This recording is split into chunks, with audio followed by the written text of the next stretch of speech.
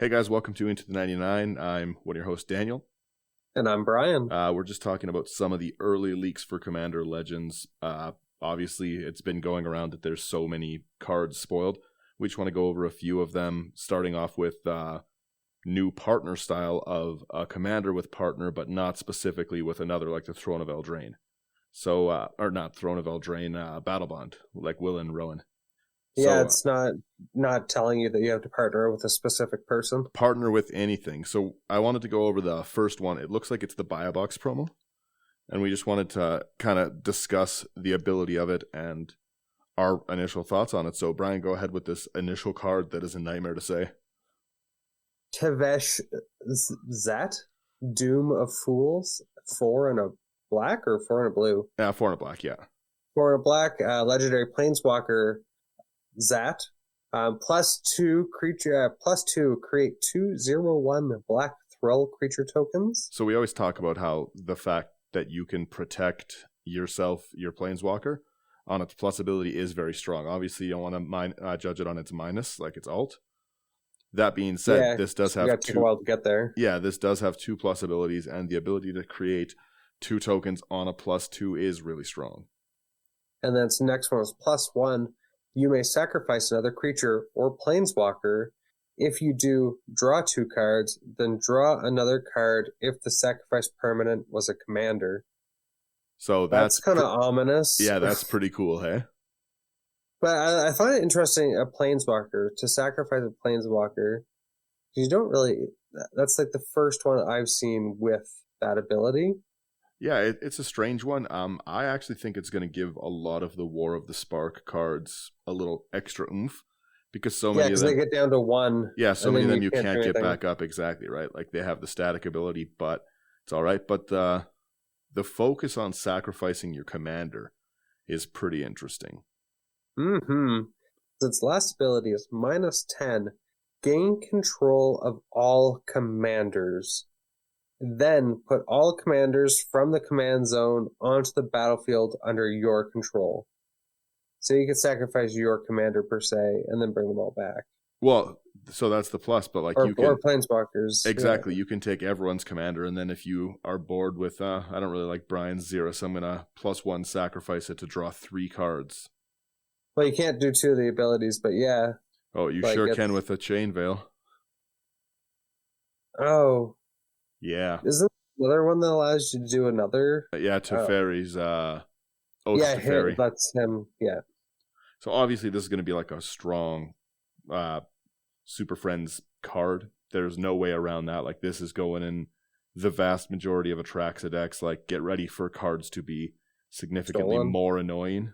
Like, just that ability to take all commanders and the ones that aren't in play is pretty bonkers.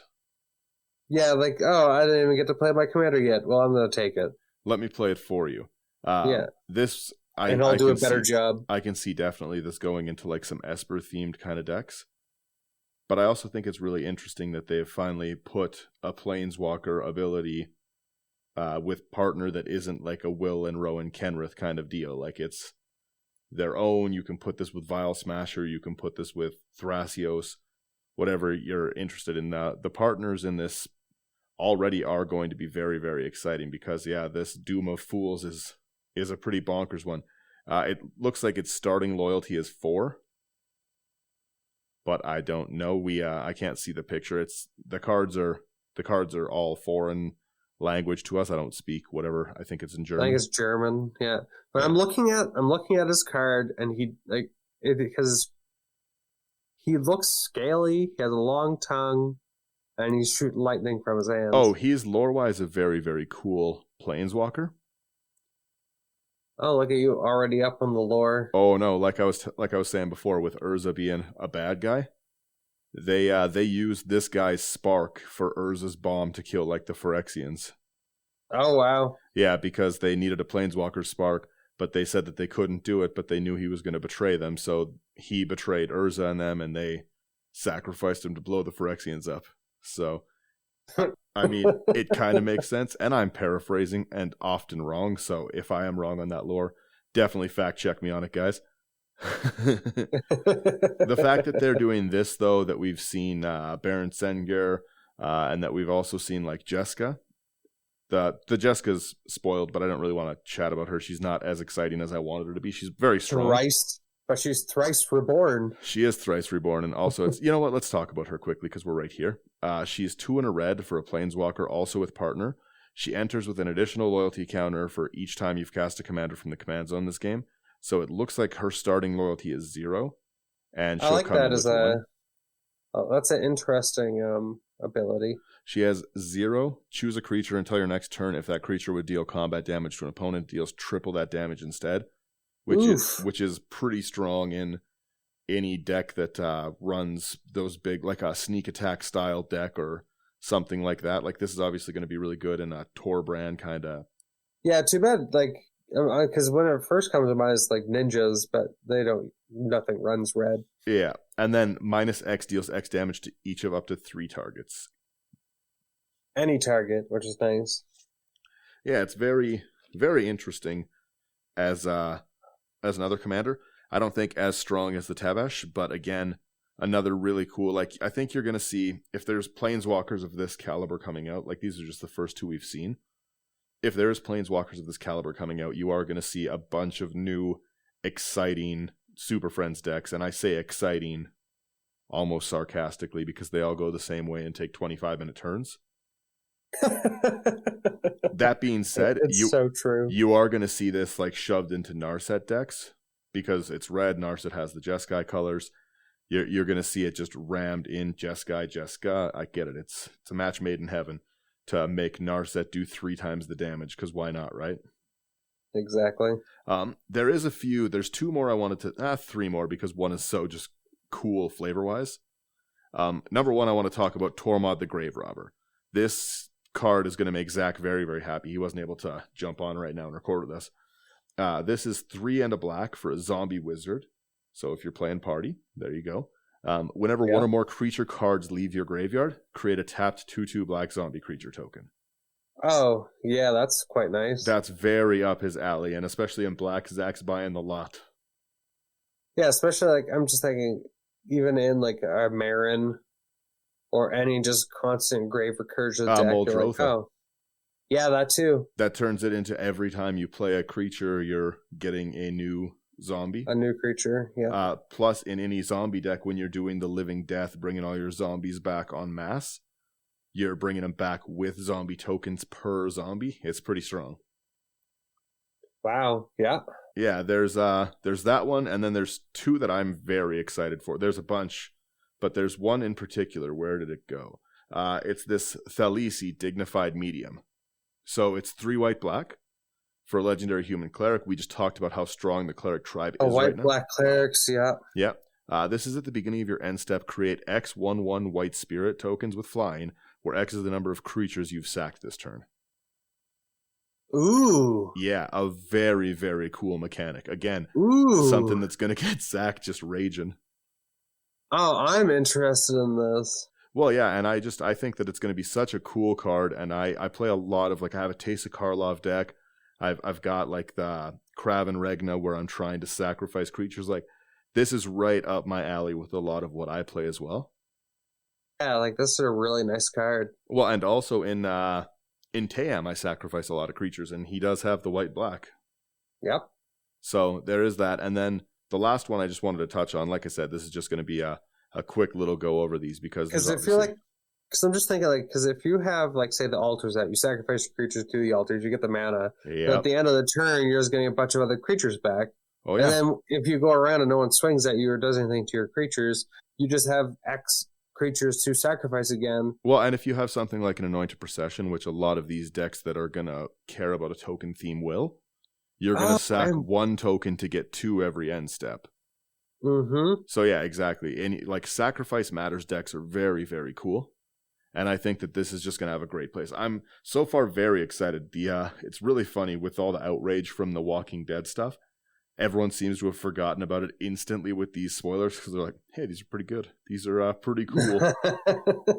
These cards are a little better than Rick. Yeah. So there's one that I'm really excited about, and I just made a deck based around like this kind of theme. But this is Obika Heartless Chronologist. It's one blue, black, red for a legendary ogre wizard. And it has tap the target player whose turn it is currently may end the turn. Yeah, so that's to be going in your Kedrith deck. Yes, exactly, in my other Kenrith deck.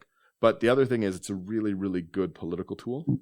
Yeah, like if you don't attack me, I'll cancel that guy's turn, so you can't get the crack back. Yeah, exactly. I think it's going to be a very exciting one. That's really interesting. Yeah, Obeka. Yeah, it should be a pretty neat one in general. I think that it's going to be an exciting one overall for people to play. A very good group hug card in colors that aren't group hug usually. And a good way to protect yourself from getting blown out by like a Settle the Wreckage, something of that effect.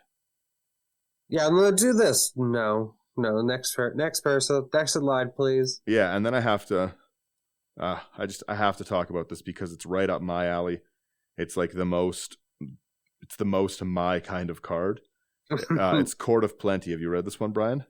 No, I have not. You read this enchantment because you'll also love it. So Court of Plenty, 2 green enchantment, rare.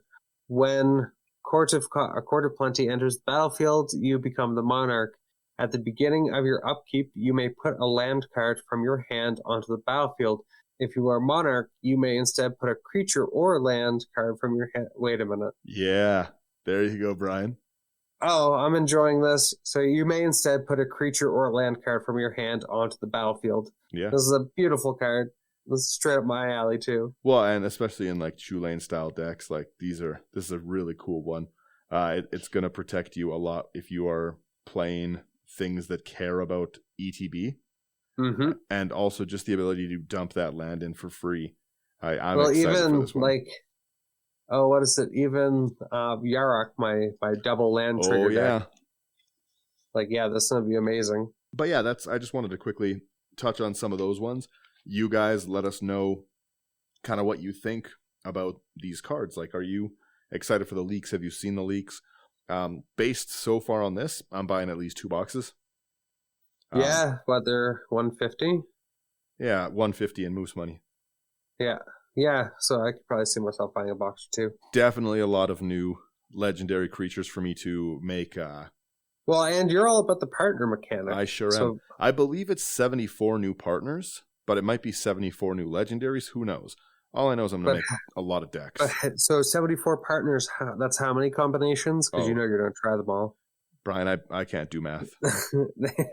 I did forget to say also, by the way, that Tormod card has partner. Whenever one or more zombies leave your graveyard. Oh, wow. Yeah, it's a pretty cool one. Yeah, that's definitely an awesome card. So far, I am definitely the most excited about this this cleric, the white-black, the Thalise. Yeah, that's that one, but sorry, Court of Plenty is definitely about to I'm going to put a bunch of those in every deck. There's no deck that I play that has green that I don't want that in. Obviously, and who doesn't want to add Monarch to the game? It's got the extra. If you're ramping out hard, you can have potentially like turn 3 Ulamogs out with this. If you're just having like a Soul Ring green, and then you make it around 1 turn without being attacked. That's crazy.